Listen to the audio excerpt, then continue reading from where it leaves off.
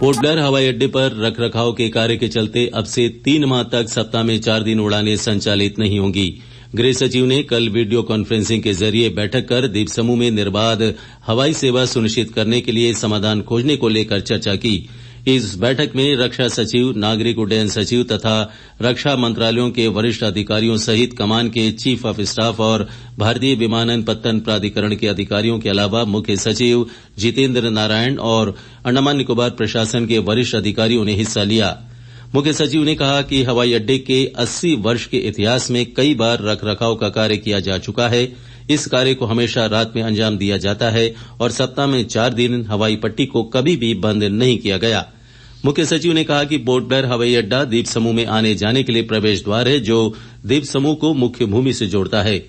3 महीने तक सप्ताह में 4 दिन उड़ानें संचालित नहीं होने से अंडमान निकोबार देश और दुनिया से पूरी तरह कट जाएगा, जिससे इन दूरस्थ द्वीपों में रहने वाले लोग अलग थलग पड़ जाएंगे। ये द्वीपवासियों की मुश्किलों को बढ़ा देगा, जिसका बुरा प्रभाव उनके जीवन शैली पर पड़ेगा। कोविड-19 महामारी से उबरने के समय में द्वीप समूह की अर्थव्यवस्था पर भी इसका नकारात्मक असर होगा। मुख्य सचिव ने कहा कि अंडमान निकोबार में विशेषज्ञ चिकित्सा व्यवस्था उपलब्ध न होने के चलते स्थानीय लोग चेन्नई, कोलकाता और दिल्ली में स्थित अस्पतालों पर निर्भर हैं। आपात स्थिति में चिकित्सा उद्देश्यों से द्वीपवासियों का इन शहरों में आना जाना लगा रहता है। उड़ानें संचालित नहीं होने से गंभीर रूप से बीमार मरीजों की जिंदगी खतरे में पड़ सकती है। द्वीपवासियों के मुश्किलों को देखते हुए प्रशासन ने सप्ताह में सीमित उड़ानें संचालित करने के प्रस्ताव पर पुनर्विचार करने का आग्रह किया है। प्रशासन ने रक्षा मंत्रालय से तकनीकी पहलुओं का निरीक्षण कर कम से कम बाधा के साथ हवाई अड्डे पर उड़ानें संचालित करने की संभावना खोजने का अनुरोध किया है।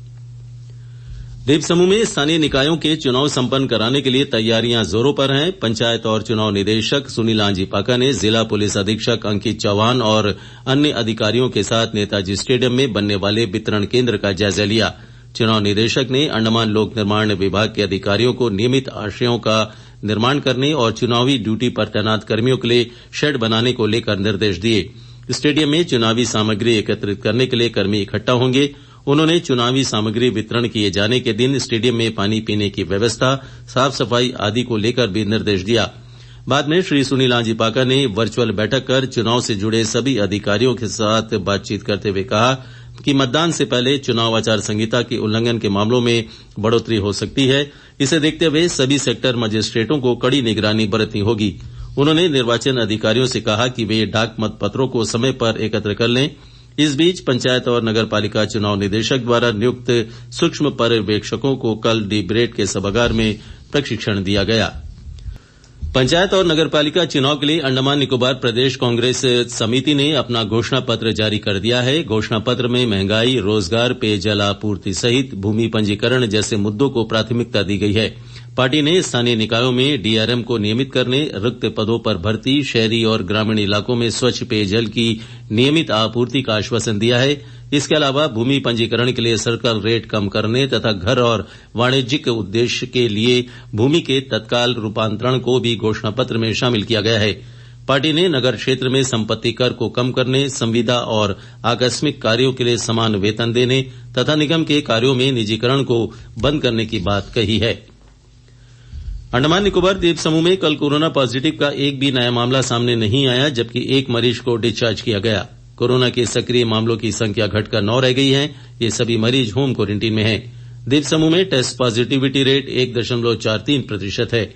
कोविड टीकाकरण अभियान के तहत अब तक 18 वर्ष से अधिक आयु वर्ग के लोगों को 6,07,508 टीके लगाए जा चुके हैं। 3,02,673 लोग टीके की दूसरी डोज हासिल कर चुके हैं। 15 से 18 वर्ष आयु वर्ग के 23,183 बच्चों का टीकाकरण किया जा चुका है। 17,993 बच्चे टीके की दूसरी डोज प्राप्त कर चुके हैं। अब तक 8,637 लोगों को एहतियाती डोज दी गई है।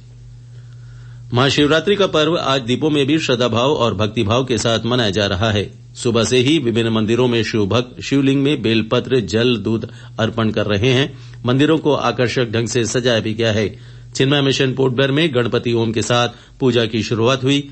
आज शाम 5:30 बजे से भगवान शिव के 1000 नामों का जप किया जाएगा। इसके बाद सत्संग, भजन कीर्तन के कार्यक्रम मध्य रात्रि तक चलेंगे। सप्लाई लाइन स्थित बैकुंठ धाम पुलिस मंदिर में भी महाशिवरात्रि के अवसर पर सुबह से ही पूजा अर्चना के कार्यक्रम आयोजित हो रहे हैं। एक लंबे अंतराल के बाद पोर्ट ब्लेयर मुख्य भूमि के बीच जहाजरानी सेवा फिर से शुरू होने जा रही है। एमवी कैम्बल बे 8 मार्च को चेन्नई से पोर्ट ब्लेयर के लिए रवाना होगा। यह जहाज शाम 4 बजे चेन्नई बंदरगाह से छूटेगा और 11 मार्च को पोर्ट ब्लेयर पहुंचेगा। इस यात्रा के लिए टिकट आज से पोर्ट ब्लेयर और चेन्नई के स्टार्स टिकटिंग काउंटर से खरीदे जा सकते हैं। सभी यात्रियों को जहाज पर चढ़ने के लिए वैध नेगेटिव आरटीपीसीआर रिपोर्ट साथ रखनी होगी। नेगेटिव रिपोर्ट वाले यात्रियों को ही जहाज पर चढ़ाया जाएगा। जिन यात्रियों ने कोविड रोधी टीके की दोनों डोज नहीं ली है, उनका पोर्ट ब्लेयर आगमन पर पुनः आरटीपीसीआर टेस्ट किया जाएगा। विदेशी नागरिकों को भी पोर्ट ब्लेयर में जांच से गुजरना होगा। यात्रियों को आरटीपीसीआर जांच का खर्च खुद से उठाना पड़ेगा। कोविड की स्थिति में सुधार को देखते हुए अब मुख्य भूमि के लिए भी जहाजरानी सेवाओं को बहाल किया जा रहा है। सरकार ने हिट एंड रन मोटर वाहन दुर्घटनाओं में मारे गए व्यक्तियों के परिजनों के लिए मुआवजा 25,000 रुपए से बढ़ाकर 2 लाख रुपए कर दिया है। मुआवजे में 8 गुना वृद्धि की गई है। गंभीर रूप से घायलों के मामले में मुआवजा 12,500 रुपए से 50,000 रुपए कर दिया गया है। सड़क परिवहन और राजमार्ग मंत्रालय ने एक अधिसूचना में कहा है कि इस योजना को हिट एंड रन मोटर वाहन दुर्घटना योजना 2022 नाम दिया गया है। ये इस वर्ष 1 अप्रैल से लागू होगी।